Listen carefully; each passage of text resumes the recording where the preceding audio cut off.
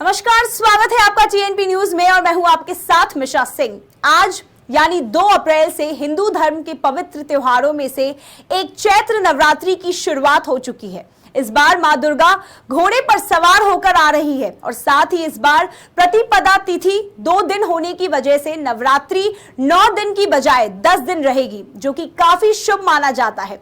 इस दौरान मां दुर्गा के 9 स्वरूपों की पूजा की जाती है। माना जाता है कि नवरात्रि में माता की पूजा अर्चना करने से देवी की खास कृपा होती है। तो आइए हम आपको अपने स्पेशल प्रोग्राम के जरिए माता के 9 रूपों के बारे में बताते हैं। नवरात्रि के पहले दिन मां शैलपुत्री की पूजा अर्चना की जाती है। पर्वतराज हिमालय की पुत्री होने की वजह से इनको शैलपुत्री कहा गया है। यह दाहिने हाथ में त्रिशूल और बाएं हाथ में कमल धारण किए हुए हैं। मां शैलपुत्री को धूप, दीप, फल, फूल, माला, रोली, अक्षत चढ़ाकर इनकी पूजा करें।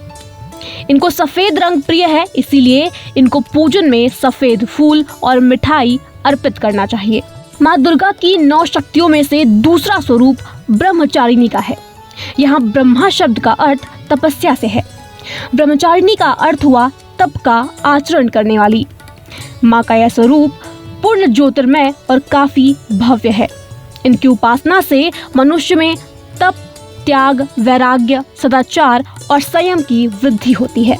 नवरात्रि के तीसरे दिन मां चंद्रघंटा की पूजा की जाती है। इनका स्वरूप परम शांतिदायक और कल्याणकारी है। इनके मस्तक में घंटे के आकार का अर्धचंद्र है, इसी कारण इस देवी का नाम चंद्रघंटा पड़ा। इनकी उपासना से हम समस्त सांसारिक कष्टों से छुटकारा पा सकते हैं और परम पद के अधिकारी बन सकते हैं। माता दुर्गा के चौथे स्वरूप का नाम कुष्मांडा है। अपनी मंद हल्की हंसी द्वारा ब्रह्मांड को उत्पन्न करने की वजह से इनका नाम कुष्मांडा पड़ा। माता कुष्मांडा की उपासना करने से सुख, समृद्धि और उन्नति की प्राप्ति होती है। मां दुर्गा के 5वें स्वरूप को स्कंद माता कहा जाता है। भगवान स्कंद यानी कार्तिकेय की माता होने के कारण मां दुर्गा के इस 5वें स्वरूप को स्कंद माता के नाम से जाना जाता है। इनकी उपासना नवरात्रि के 5वें दिन की जाती है। इनकी उपासना से भक्तों की सारी इच्छाएं पूरी हो जाती हैं। मां दुर्गा के 6ठे स्वरूप को कात्यायनी कहते हैं। कात्यायनी महर्षि कात्यायन की कठिन तपस्या से प्रसन्न होकर उनकी इच्छा अनुसार उनके यहाँ पुत्री के रूप में पैदा हुई थी।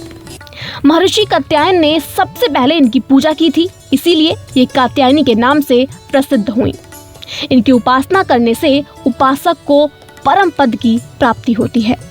नवरात्रि के 7वें दिन मां कालरात्रि की पूजा की जाती है। मां कालरात्रि का स्वरूप देखने में अत्यंत भयानक है, लेकिन ये सदैव शुभ फल देने वाली मानी जाती हैं। मां कालरात्रि दुष्टों का विनाश और ग्रह बाधाओं को दूर करने वाली हैं, इसलिए इनकी पूजा करने से साधक भयमुक्त हो जाता है। मां दुर्गा के 8वें स्वरूप का नाम महागौरी है। दुर्गा पूजा के 8वें दिन महागौरी की उपासना का विधान है। इनकी शक्ति अमोघ और फलदायिनी है। इनकी उपासना से भक्तों के सभी पाप धुल जाते हैं। मां दुर्गा की 9वीं शक्ति को सिद्धिदात्री कहते हैं। जैसा कि नाम से प्रकट है कि ये सभी प्रकार की सिद्धियों को प्रदान करने वाली हैं। 9 दुर्गाओं में मां सिद्धिदात्री अंतिम है। इनकी उपासना से भक्तों की सभी मनोकामनाएं पूरी हो जाती हैं। नवरात्रि के अंतिम दिन यानी कि रामनवमी के दिन कन्या पूजा भी किया जाता है। पहले भक्त 9 छोटी कन्याओं के पैर धोते हैं और फिर उनको भोजन कराते हैं। तो इस नवरात्रि आप भी मां दुर्गा के 9 रूपों की आराधना कर सुख समृद्धि की प्राप्ति कर सकते हैं। टीएनपी न्यूज की तरफ से आप सभी को नवरात्रि की शुभकामनाएं।